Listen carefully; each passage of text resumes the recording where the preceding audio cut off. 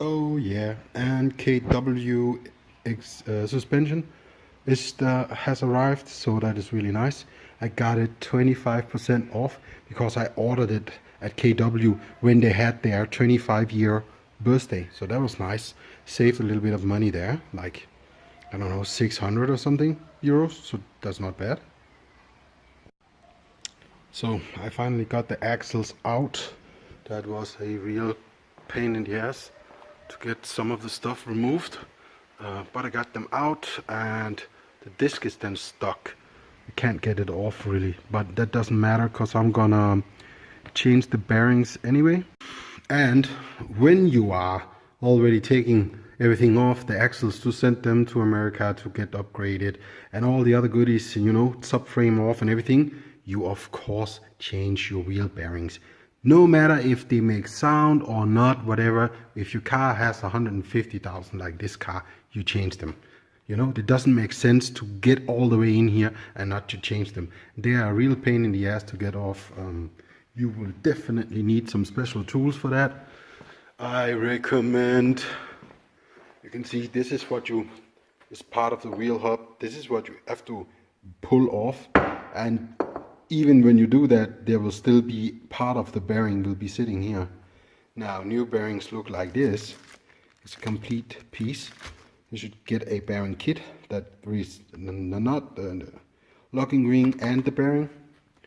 You know, but this piece have to come off. But just to get this off, you would need a tool similar to this.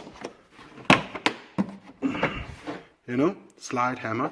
So you put that on with some wheel bolts, and then you bang the out of it, you know. Yeah, I know this looks very nice. Anyways, that's how we do that shit. You will need something like this. Now a cup that goes here on the outside, that the bearing can go inside, and some pressure plate for the back and some other things. Now if you don't have this, you cannot do this job, so you might as well just buy yourself a kit like this.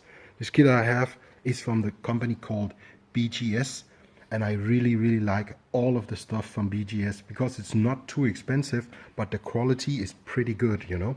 Also, they have their own YouTube channel, so pretty much every kit that you buy, you can go on the YouTube channel, you can find that kit, and the guy will show you exactly how to use it, you know. Not on top of that, you also get a manual, which is, I mean, it's okay, but the pictures on black and white, you cannot really see everything, so it's better to use the YouTube channels. But all the other tool makers don't really provide you with a guide for every single kit that they make and stuff, and that's why I like BGS. Anyways, it was just a little information for you guys if you're doing that job. So yeah, let's get it off and let's get it changed.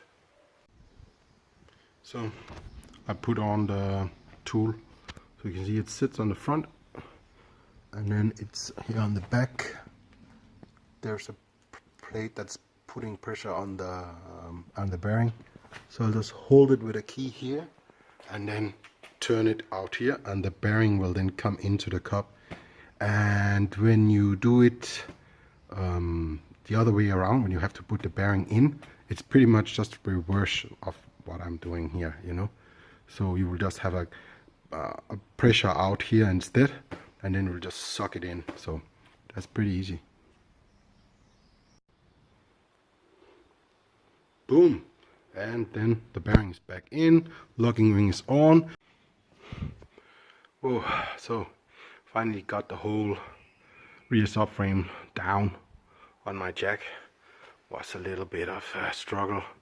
The way that these cables are made, the what do you call it, emergency brake or rear brake, parking brake, whatever fuck the name is, parking cables, they are a little bit stupid. They go right in here, and that is very close to there, and you can't really get them out or do anything with them. So you have to kind of take everything down with the cables on and stuff. It's a little bit stupid, but anyways, that's how it is. So I got it down, and now have to take down the gas tank also, because what I'm gonna be doing is reinforcing this whole part here where the subframe is bolted on. I don't know if you can see it. It's not so much. This one is better. Starting to crack, you can see up there, and some discoloration, and a little bit of, looks like a little bit of rust around where they were spot welded from the factory, which is a good indicator that something is up. This one too. This is just not strong enough, this part. So yeah, needs to be reinforced. Definitely for the power that I'm gonna be putting down. So yeah, here we go. And this is the stuff you need for fixing your rear subframe. Radis Motorsport Reinforcement Kit version 2. And a lot of info and links to YouTube videos. This is a really nice company. They know their shit, and they give you a lot of information. And I bought it and paid by PayPal, and they fucking shipped it super fast. It was there in like a couple of days, and it's also not that expensive. I mean, for the work they've put in it. So this is the kit that you need if you want to fix your rear subframe and make it really good and strong. So I grinded down that you can see better actually how high it really goes, the cracks, and that some of the spot welds are kind of letting go. Those I will, there's probably one here too, those I will fill in also and just make it stronger. And then here on the side, how much it's actually cracked here, that's so crazy. All the way up and just running, that needs to be fixed. And then here, all the way down here, and then it's just cracked.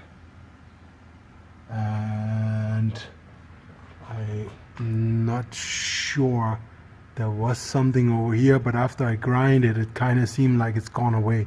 So it may not have anything. I have to investigate a little bit more. But yeah, just to give you guys an idea that how it looks, you know. And I draw lines around the reinforcement plates so that I know where I have to grind, and then I'll take all the protection and paint and everything off so I can really get a good welds on it. That's kind of what we're gonna be doing now. I'm finished with welding in all the reinforcement plates. Boom, boom, boom, boom, boom. And yeah, took a couple of hours. The welds are good. I mean, they're not pretty, but they will hold. Now it's time to grind everything a little bit.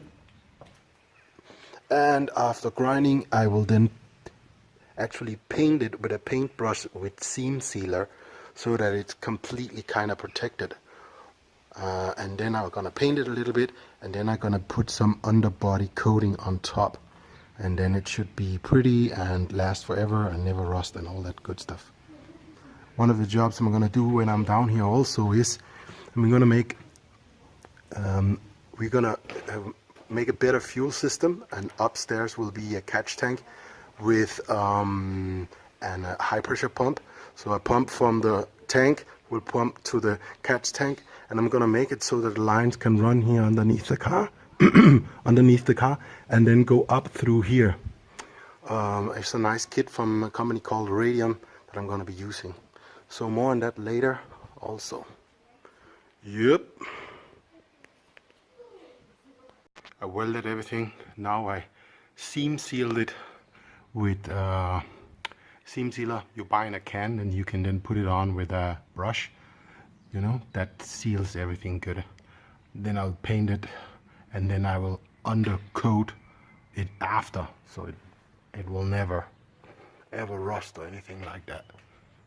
So yep, another step forward in the build.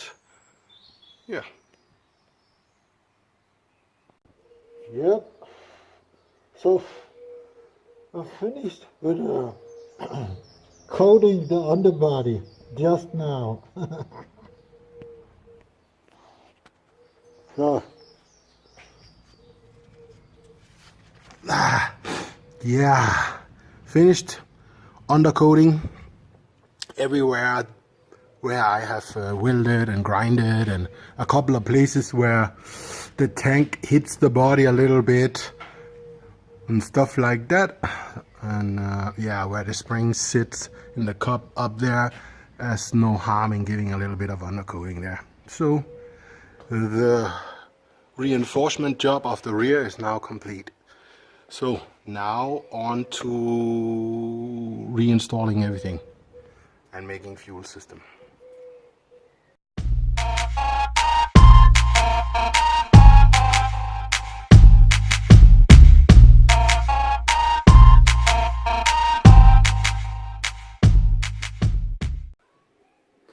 Hey, before you go down there, you have to like or hate. Just do it now, down there somewhere.